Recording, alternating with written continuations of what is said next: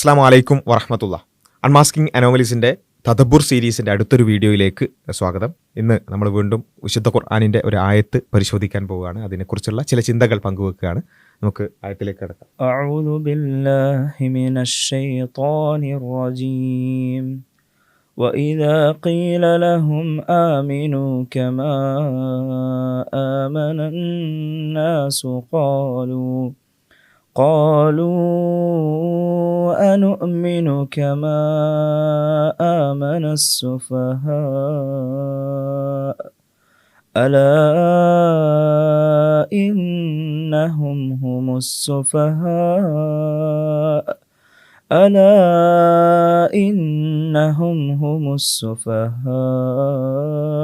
ولكن لا يعلمون.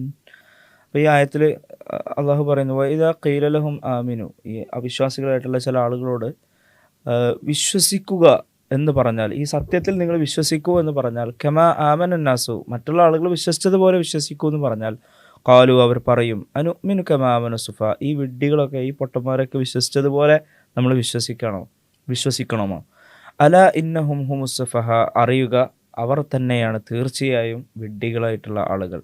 വലാകിൻ ലാ യഅലമൂൻ, പക്ഷേ അവർ അത് അറിയുന്നില്ല എന്നുള്ളതാണ്. അപ്പോൾ നമ്മൾ സാധാരണ നമ്മൾക്ക് തന്നെ കേൾക്കുന്ന കുറേ പേരുകളുണ്ട്. മദ്രസ പൊട്ടൻ, അപരിഷ്കൃതൻ, 7-ാം നൂറ്റാണ്ടുകാരൻ, ഇങ്ങനെ 6-ാം നൂറ്റാണ്ടിലേക്ക് വന്നിട്ടില്ലേ.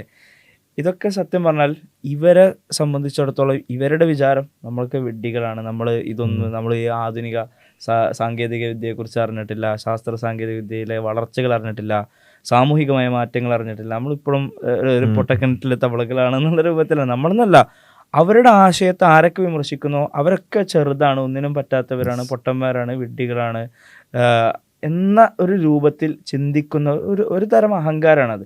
ഒരു തരം അഹങ്കാരത്തിൽ ഇന്റലക്ച്വൽ സുപ്പീരിയോറിറ്റി സ്വയം അങ്ങ് സ്ഥാപിക്കുക.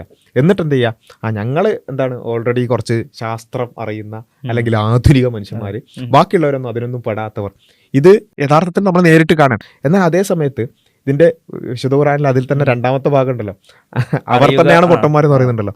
ഇത് ശരിക്കും നമുക്ക് ഈ നമ്മുടെയൊക്കെ ചർച്ചകളിലൊക്കെ നിരന്തരമായി കാണുന്ന ഒരു യാഥാർത്ഥ്യമാണ്. അതായത് ഇവര് നമ്മളെ കുറിച്ച് ആദ്യം എന്ത് പറഞ്ഞിട്ടാണ് വരിക, നിങ്ങൾ പൊട്ടന്മാരോ, ഒന്നും മനസ്സിലാവില്ല. കമന്റിലൊക്കെ ഭയങ്കര എന്താ പറയുക, വീരവാദങ്ങൾ മുഴക്കുന്ന ആൾക്കാരുണ്ടാവും. ശരി, എന്നാൽ പിന്നെ നമുക്കൊന്ന് ചർച്ച ചെയ്ത് നോക്കാം എന്ന് പറഞ്ഞുകൊണ്ട് അവർ തന്നെ ലൈവിൽ കയറി വരും നമ്മുടെയൊക്കെ. എന്നിട്ട് എന്താ സംഭവിക്കാറുള്ളത്, നമ്മൾ അവർക്ക് അങ്ങോട്ട് ലോജിക്ക് എന്താണ്, ശാസ്ത്രം എന്താണ്, എപ്പിസ്റ്റമോളജി എന്താണ്, നമ്മളിങ്ങനെ അങ്ങോട്ട് പഠിപ്പിച്ചു കൊടുക്കുമ്പോഴും അതിന്റെ ബേസിക്സ് പോലും മനസ്സിലാകാതെ നട്ടം തിരിയുക. ഇത് ഞാൻ പറയുന്നത് ഏതെങ്കിലും ഒരാളുടെ ചർച്ചയല്ല, നമ്മുടെയൊക്കെ ലൈവ് ചർച്ചകളുടെ ഒരു എടുത്തു നോക്കിയാൽ അതിന്റെ ഒരു പാറ്റേൺ അതാണ്.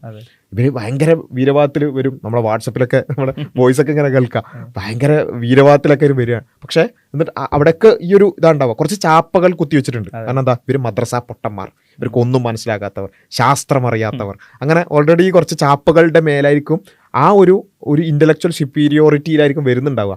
പക്ഷെ ചർച്ച ചെയ്ത് തുടങ്ങുമ്പോൾ ബേസിക്സ് പോലും മനസ്സിലാവാത്ത, അതുകൊണ്ടാണ് പലപ്പോഴും അവർ സംസാരിക്കുമ്പോൾ ഫാലസികൾ വല്ലാതെ, ഭയങ്കര ലോജിക്കൽ ഫാലസീസ് ആണ്. അവരുടെ വിചാരം എന്തോ വലിയ ലോജിക്കാണ്, പക്ഷെ പൊട്ടത്തരാണ് എന്ന് നമ്മൾക്ക് അങ്ങോട്ട് പഠിപ്പിക്കും. ഇപ്പൊ നമ്മൾ ഫാലസികളെ കുറിച്ച് സീരീസ് ആ വീഡിയോസ് എടുക്കേണ്ടി വന്നത്, ഒരു ഫ്രീ ട്യൂഷൻ ക്ലാസ്സുകൾ എടുക്കേണ്ടി വന്നത് തന്നെ എങ്ങനെയാണ് ഒരു കാര്യം യുക്തിപരമായി സമർത്ഥിക്കുക എന്ന് പോലും അറിയാത്ത ഒരു പ്രവണത നമുക്ക്. അത് സാധാരണക്കാരെ സംബന്ധിച്ചിടത്തോളം ഒരാൾക്ക് സംസാരിക്കുമ്പോൾ ഫാലസികൾ വന്നു പോവുക, അല്ലെങ്കിൽ ലോജിക്കിൽ അവരുടെ ആർഗ്യുമെന്റേഷനിൽ പ്രശ്നം വന്നു പോകുന്നത് പ്രശ്നമൊന്നുമല്ല.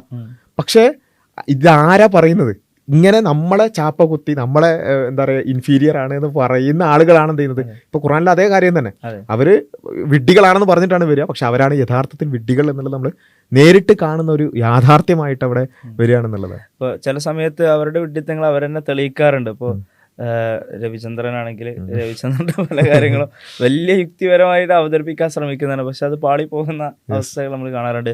ഖുർആൻ ക്ലാസ് എടുക്കണ മറ്റേ വരികൾക്കിടയിലൂടെ വായിച്ച് കുറെ അബദ്ധങ്ങൾ. ഇപ്പൊ നമ്മുടെ ഒരു മദ്രസയിലെ ഒരു കുട്ടി പോലും ഖുർആൻ വായിച്ചിട്ട് ഇങ്ങനെ മനസ്സിലാക്കിയിട്ടുണ്ടാവില്ല പല വിഷയങ്ങളും. പക്ഷെ അതിനെ വരെ ട്വിസ്റ്റ് ചെയ്ത്, അല്ലെങ്കിൽ അത് മനസ്സിലാകാത്തത് കൊണ്ട് അങ്ങനെ തെറ്റിദ്ധരിപ്പിക്കുന്ന രൂപത്തിൽ വീഡിയോകളൊക്കെ ഇങ്ങനെയൊക്കെ നമുക്ക് കാണാൻ കഴിയുന്ന. സത്യം പറഞ്ഞാൽ ഖുർആൻ പറഞ്ഞാൽ അത് തന്നെയാണ്, വലാകിൻ ലാ യഅലമൂൻ, പക്ഷെ അവരത് അറിയുന്നില്ല, അവർ വിഡ്ഢികളാണെന്നുള്ളത്. ഇപ്പൊ നമ്മുടെയൊക്കെ ഈ ഞാനൊരു വിഡ്ഢിയാണെന്ന് മനസ്സിലാക്കാനുള്ള വിവരങ്ങൾ വേണ്ടതെന്നുള്ള. നമ്മുടെ ഈ കമന്റുകളിലൊക്കെ ഇപ്പൊ ഫേസ്ബുക്കിലാണെങ്കിലും യൂട്യൂബിലാണെങ്കിലും കമന്റിൽ സ്ഥിരമായി വരുന്ന കുറെ സാധനങ്ങളുണ്ട്.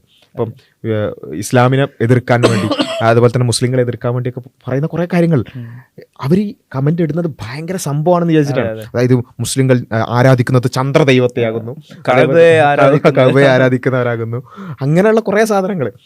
അപ്പൊ ഇവര് തക്കിയ എന്നൊക്കെ പറഞ്ഞിട്ട് ഇവിടുന്നൊക്കെ കേൾക്കുന്ന കുറച്ച് ടേംസ് മാത്രമേ ഉള്ളത്.